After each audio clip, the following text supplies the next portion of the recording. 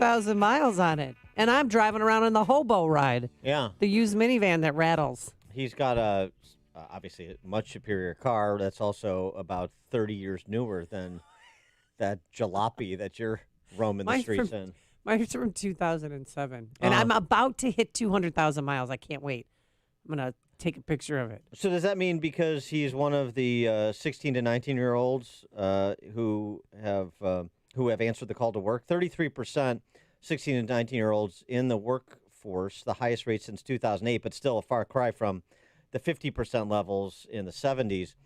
I mean, this is a great environment for teenagers to get jobs. So he's got to get a job to pay for gas. He's got to get a job. He doesn't have one? He starts this weekend. Oh, okay. And then my youngest one has already been working at Zia's on Grace and Ashland. Everybody should go visit. And tip. Yeah. And tip heavily, especially the bus boys and the waiter. And where's Peyton going to work? He's going to work at Zia's, too. They're both going to work at Zia's.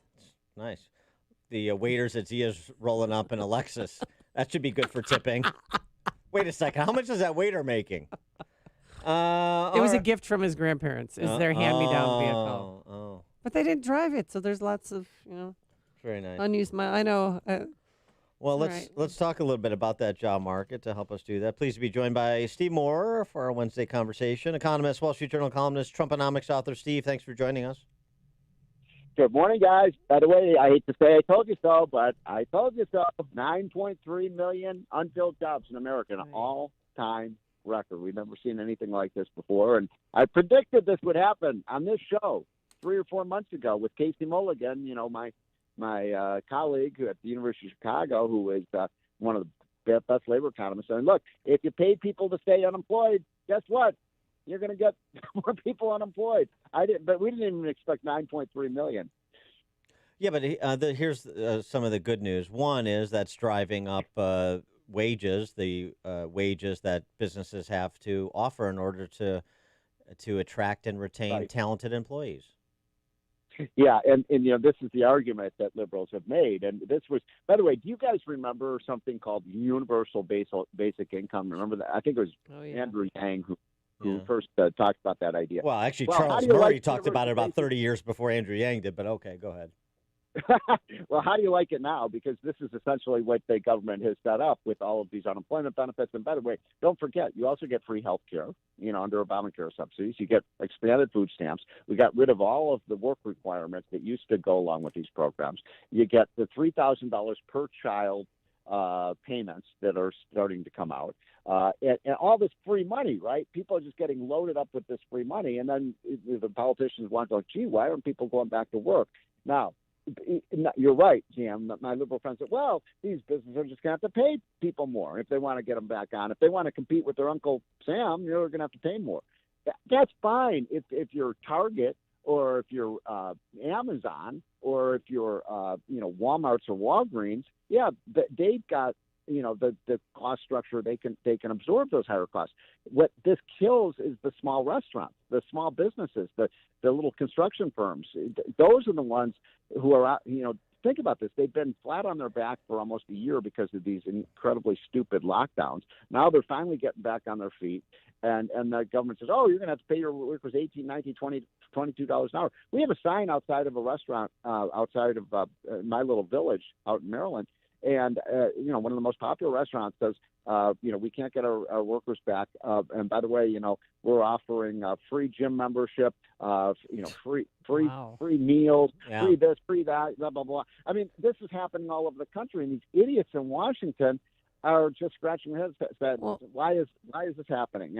And by the way, why is it that your governor there has not suspended the $300 a week unemployment benefits? Because he cares about people. Yeah, and you don't.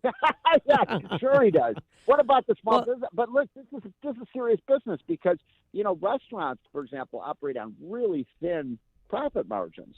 So if they have to keep paying more and more money to their workers, they're going to put them out of business, and maybe that's but you have to remember that those people didn't build that. So if they didn't build the businesses, then if the government takes them away, it's just all fair play. Yeah, well, I mean, it's just becoming a bit of a crisis. And last month when these numbers came out, Joe Biden said, "Oh, well, people are afraid to go back to work because of COVID." And I'm like, wait a minute.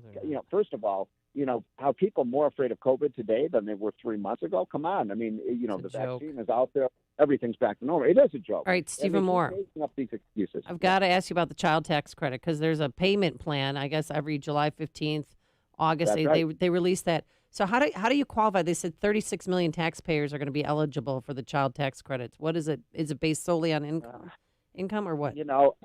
I don't know the exact qualifications. Yeah, I know it's I'm not getting income. the money. Yeah, it's income based, the way, like the stimulus checks.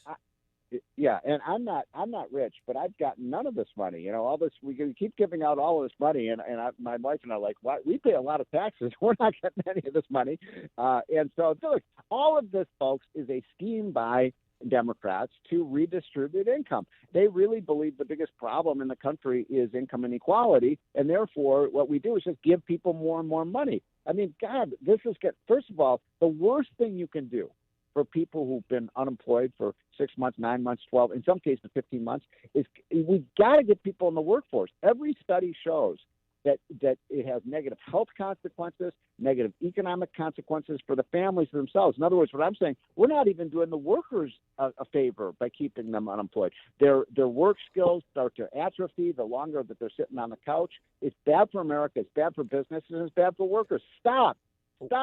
Well, Stop these payments. Well, Joe Biden has a plan as part of his Build Back Better plan to reduce those 9.3 million job openings. According to the Tax Foundation, his $1.7 trillion Green New Deal / infrastructure in quotation marks plan would result in 101,000 fewer jobs in the country. So that's a start to spend $1.7 million to reduce 100,000 jobs currently available. So we need to spend more to reduce the number of unfilled jobs. Well, what's so frustrating is, Biden's running around doing these victory laps about, how many jobs we have. And look, it's a great thing. The great news is, the pandemic is over. We got our businesses opening up again. Things are getting back to normal. It's great. It's wonderful. I mean, my God, if Trump were president today, the economy would be absolutely soaring. And yet we're creating all these impediments to getting, our economy functioning again. And, look, it's one thing to giving people all these benefits back a year ago when everything was closed down. Everything's opened up again, so we should be getting rid of all of these extra benefits, getting back to normal, getting people back in the workforce. And you're right, all these things are just that the Biden is doing. I hope you like the 9 million unfilled jobs now, because you're right. I guarantee you 6 months or a year from now, we're going to get rid of those unfilled jobs by destroying those unfilled jobs. Correct. I wanted you to comment on this, too. I'm interested now, if this does come to pass, and maybe finding a nice Caribbean nation to relocate to, like Grenada, and make it a tax haven, because the G7 agreed in principle to back a minimum global corporate tax of at least 15%. So if you're in the developing world, that's great news. This is so infuriating, folks. This is infuriating. First of all, the companies that would be most negatively affected, you know what companies these are going after? They're going after Amazon. They're going after Facebook. They're going after Apple. They're going after our major technology companies. Now, look, I'm not happy with our technology companies, but Europeans have wanted to tax our American companies for years and years and years and years. And the United States government should be protecting American companies. Instead, the Europeans cannot believe their good fortune. We have a dingbat American president who says, hey, yes, we're going to allow you to impose all these new taxes on American technology companies. So this is actually hurting us. And we should be the lowest tax country in the world. We should be the haven for all of this capital coming to the United States. We don't want to reduce tax competition. We want to increase tax competition, because we are the country that this capital should flow to. And by the way, that worked under Trump. We reduced the repatriation tax of capital coming back to the U.S., and we sucked in $1 trillion of capital from the rest of the world. That created jobs. That created a higher stock market. It benefited everybody. And now we've got I never thought I would see the day where we have an American Treasury Secretary running around the world saying, Everybody should raise taxes. Let's all hold hands and raise taxes. I mean, that's crazy. It's anti-American. I never thought I'd see the day. That's a recurring phrase.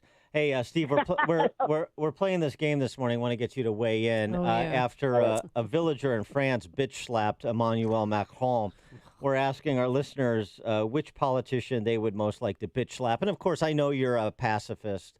But just in theory, in theory, not that anybody I would think actually you're promoting do anything. violence. Yeah, right. I was going to say, this sounds like an insurrection. Yeah. Oh, exactly. Well, there's going to be a commission to investigate me. Yes. Yeah. So what is the question? Which He's politician? not going to answer. Which politician would Steve Moore most like to bitch slap? Ooh, I don't know. I think that sounds like a loaded question. Yeah, all you know right. what? In this day and age, Crybaby. don't walk him to Bunch the of cliff and then crybabies. push him All over. right, Right, I'm going to have to say See, there we go. the Go to worst. him I'm into going it. to put it like the worst politician in America today is Andrew Cuomo. Yeah, Oh, you know what? that's a good one. And he might deserve it. That's a 'cause good the way one. he's treated women If and killed elderly people. Maybe and if people he in would have group been, homes. maybe if he would have been bitch slapped by some women earlier on in life, we wouldn't have Yeah. the Andrew Cuomo today, Mr. Nipple Rings. All right, Steve Moore, thank you for that. We appreciate you playing That's our a little good game. answer. Steve Moore, economist, guys. journal Bye. columnist, Trumponomics author. See you. Okay, see you guys. Have a great week. Take care. Thanks. And he joined us on our turnkey.pro answer line. This is the morning show more Chicago radio listeners are choosing. This is Chicago's Morning Answer on AM 560. The Answer. Balance of Nature's fruits and vegetables in a capsule, changing the world one life at a time. I'm 68, and I work 7 days a week, and I always have energy. And I didn't before, so it has to be the Balance of Nature because I haven't switched anything else. It took about 3